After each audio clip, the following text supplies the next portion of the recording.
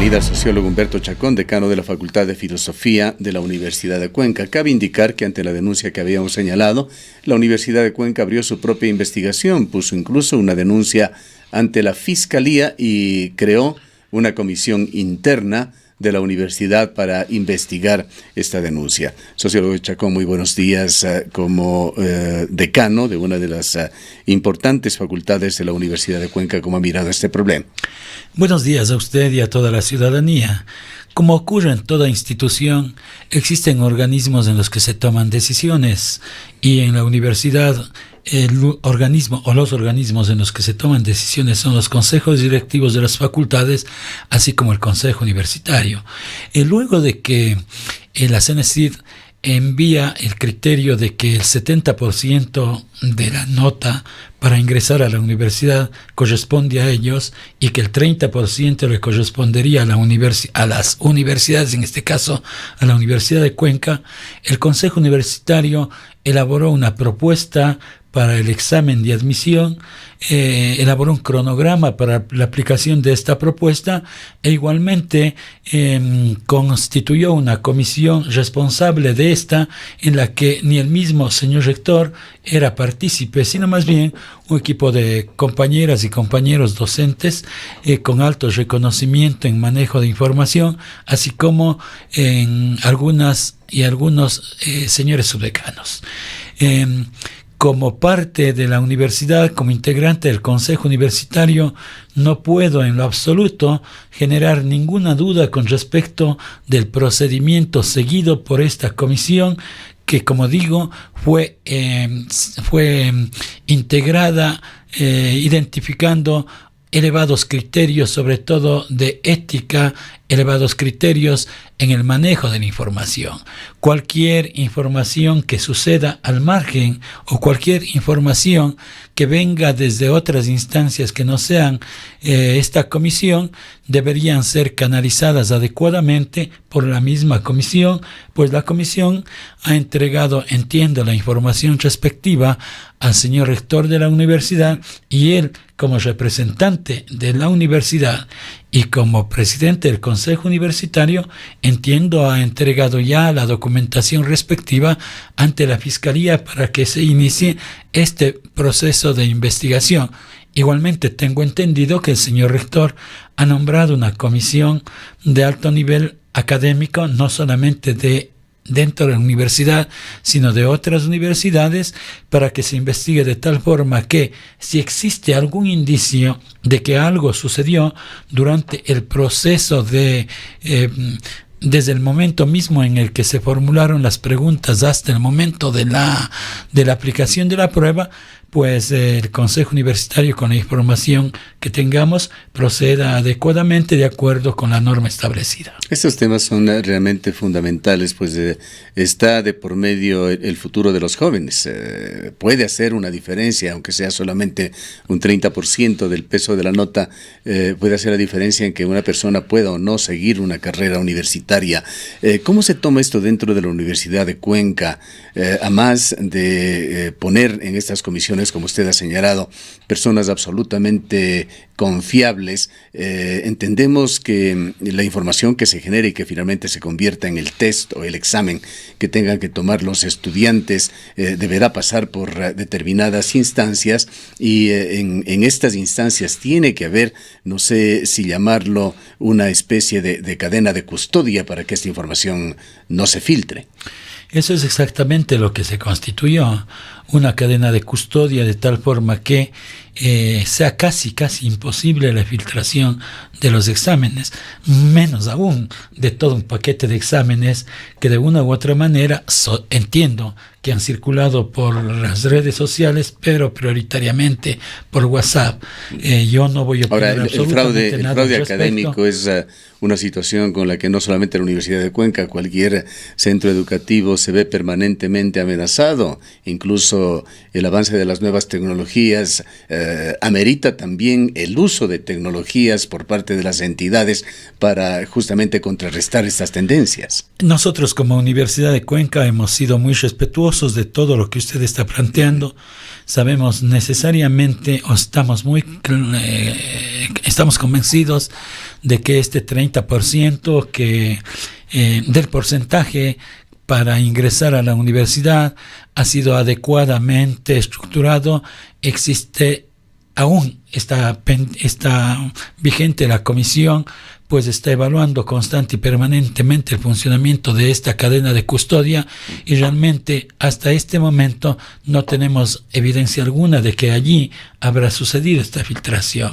Sí me preocupa que en cierta medida esta suerte de rumor digital que ocurre y sucede en las redes sociales, en el WhatsApp, se convierte en fuente de noticia que de una u otra manera afecta y altera a la ciudadanía, pues usted y yo y todos sabemos que ingresar a la Universidad de Cuenca es una expectativa de una gran cantidad de chicas y chicos e incluso de padres de familia.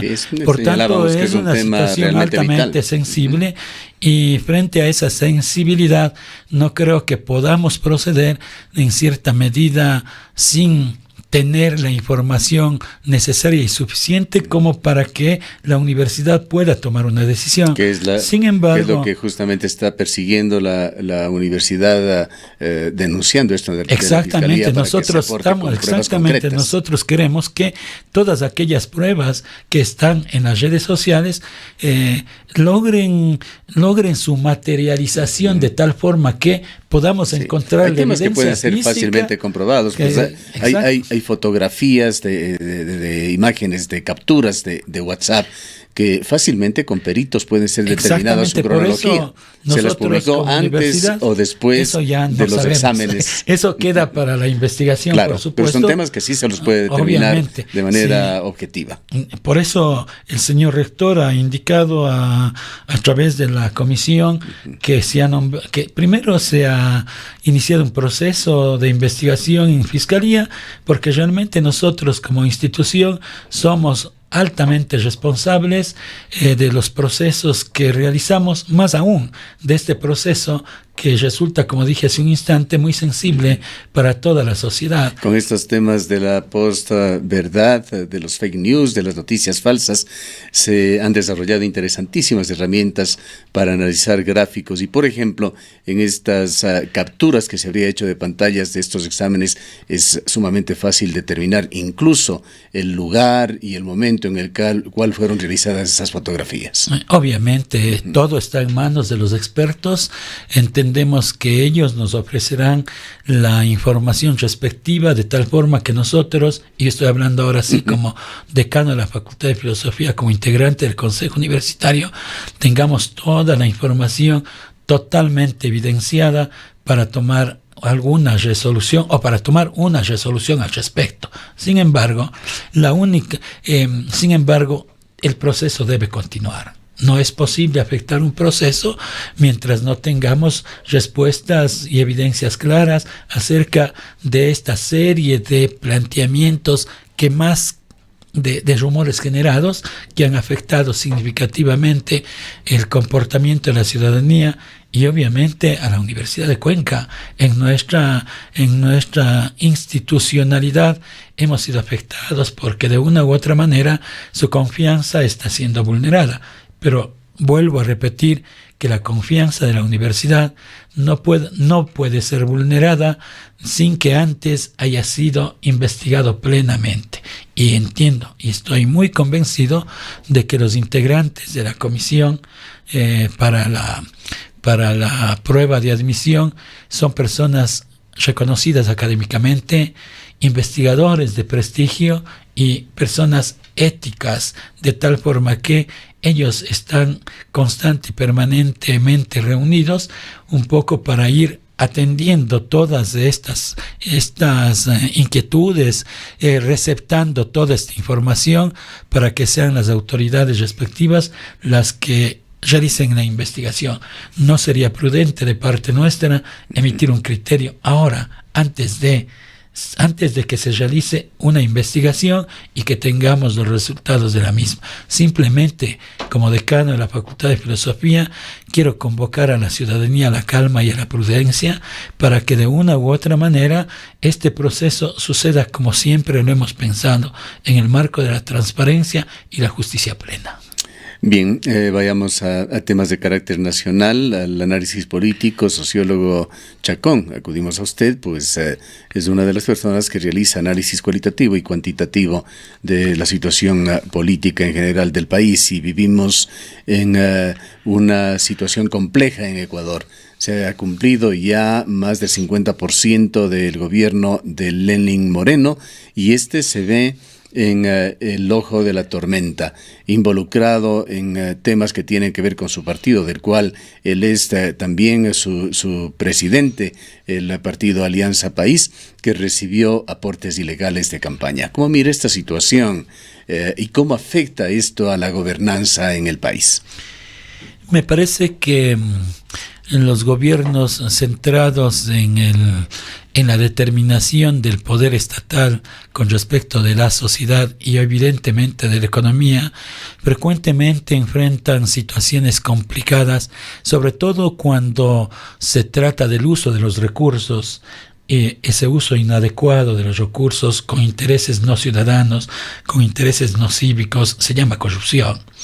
Y la corrupción me parece que se ha convertido en una suerte de constante durante, al menos podré decir, durante los últimos años del gobierno de Rafael Correa, del cual el actual vicepresidente fue parte, y obviamente ahora no ha dejado de existir ese tipo de acontecimientos, pues las denuncias son constantes y permanentes.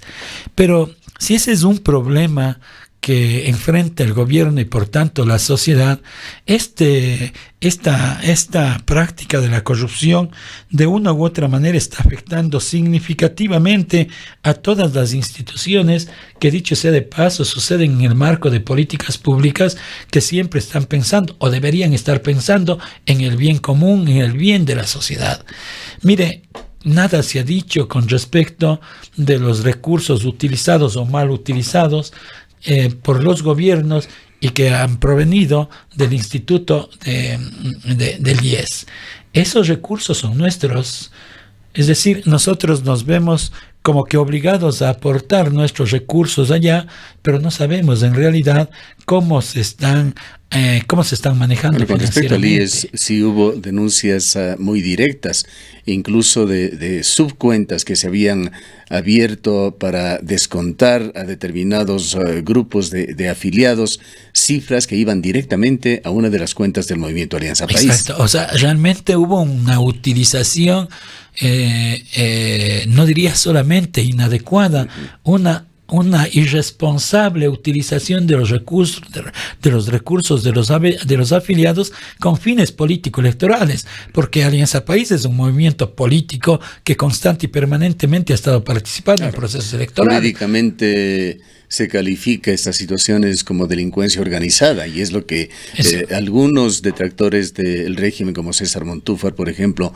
sostienen, que esta situación se dio así, global, orgánicamente en el anterior gobierno, sí, y que salpica también o incide directamente en el actual gobierno. Sí, eso es preocupante, pero lo que más nos preocupa es que esa es la evidencia de un sistema institucionalizado, es decir, creo que absolutamente todos los niveles de gobierno en orden jerárquico eran partícipes de esta propuesta, de esta forma de delincuencia organizada, como indica el investigador Montúfar, y en ese escenario obviamente no va a haber recursos que puedan sostener o propiciar el desarrollo del país, porque esos recursos no están llegando a donde deberían llegar, sino más bien están siendo desviadas o han sido desviadas, y no sé si ahora también estén siendo desviados con fines específicamente personales. ¿Cómo afectan estos temas a la credibilidad de un gobierno?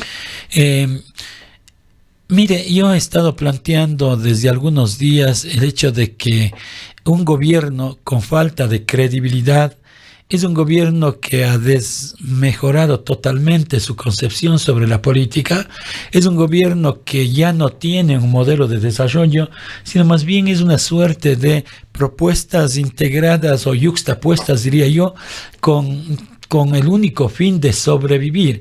Pero para sobrevivir tiene que negociar. ¿Y con quiénes está negociando? Con quienes tienen representatividad política en la Asamblea. Y en este escenario me parece que los partidos y movimientos políticos vinculados con el capital no han encontrado mecanismo más fácil para gobernar que a través del gobierno actual. Es decir, permítame hacer un paréntesis aquí. Habíamos iniciado este noticiario destacando declaraciones del ministro Carlos Pérez, el ministro de Energía y Minas. Se deduce de la lectura de estas declaraciones hechas a Diario del Comercio en el fin de semana de que el gobierno nacional le tiene sin el menor cuidado la posición de la SUAY sobre la minería. Dice cosas el ministro Carlos Pérez como que la consulta de Girón no detendrá el proyecto Quimsacocha. Señala que además en el 2018 en la consulta popular promovida por el gobierno, que fue un 70-75% de apoyo porque era una propuesta que iba en contra de la minería a gran escala. Para el ministro Pérez dice que en esa consulta el pueblo ecuatoriano se pronunció por desarrollar minería responsable en el país y defiende una casi veintena de grandes proyectos. Señala además de que la consulta de Girón no puede tener efectos retroactivos. Usted hablaba de compromisos del gobierno con los grandes capitales, con grandes intereses. Creo que este es un clarísimo ejemplo. Evidentemente es clara la posición y la renuncia del gobernador de la SUAY y la imposibilidad de encontrar a alguien que represente al régimen, al gobierno, pero prioritariamente en función de ejecutar esto, la minería a gran escala. No estamos hablando de pequeña minería. Es un ejemplo que viene al caso para la provincia de la SUAY y emblemático para el país. Y es emblemático para el país, pues en la provincia de la SUAY sucedió la consulta popular en Girón prioritariamente, en donde, como usted indica, más del 80% de los electores dijeron no a la minería. Y obviamente el señor ministro está haciendo una inadecuada interpretación del resultado de la consulta popular a nivel nacional. Una posición absolutamente necia, testaruda. Totalmente testaruda, pero obviamente que quienes terminan definiendo la política pública de este régimen no es el régimen ni el movimiento que sustenta el régimen, son todas aquellas fuerzas que de una u otra manera le están ofreciendo espacio para la gobernabilidad al actual presidente, y esas fuerzas obviamente son las fuerzas vinculadas con el gran capital, y el gran capital tiene dos expectativas prioritariamente para acumular más riqueza. Una, el capital financiero, eso es indudable, pues todo aquello que tiene que ver con la participación y retorno del Fondo Monetario Internacional al Ecuador, tiene una mirada estrictamente financiera, de tal forma que los grandes poderes económicos vinculados con el capital financiero sean los que de una u otra manera determinen el quehacer político y económico de este país. Y dos, aquellas empresas transnacionales vinculadas con la extracción de minerales, en este caso de la minería. Son dos de los componentes políticos vinculados con el capital que de una u otra manera van a estar presentes con mucha potencia y mucha fuerza en estos restantes 2 años del presidente. Perdón, si eso sucede, entonces yo creo que el presidente va a terminar gobernando, pero en realidad quienes están tomando las decisiones son los movimientos políticos con el gran capital. Y eso me parece que es preocupante, porque quizá esa tendencia de esta suerte de encuentro, esta mala comprensión de encuentro de lo público con lo privado, esté también afectando a los gobiernos locales, y comencemos a emprender una suerte de privatización irresponsable de la cosa pública, sin que medie ninguna política pública local, provincial o nacional, que permita salvaguardar los intereses de la ciudadanía. Y justamente Más allí, bien, ¿cuál son debería políticas ser públicas que de una u otra manera están formuladas, están planteadas para dar paso más bien a estas fuerzas que estuvieron un poco represadas políticamente, aunque económicamente. Pero ¿cuál debería siempre ser la estuvieron? posición de los gobiernos locales entonces? La posición de los gobiernos locales debe ser responder a las expectativas de la ciudadanía. Recuerde usted que los gobiernos locales son gobiernos de cercanía, es decir, es la mejor opción que tiene la ciudadanía para exigir el cumplimiento de sus derechos. Y los derechos tienen que suceder en el marco de una propuesta de desarrollo.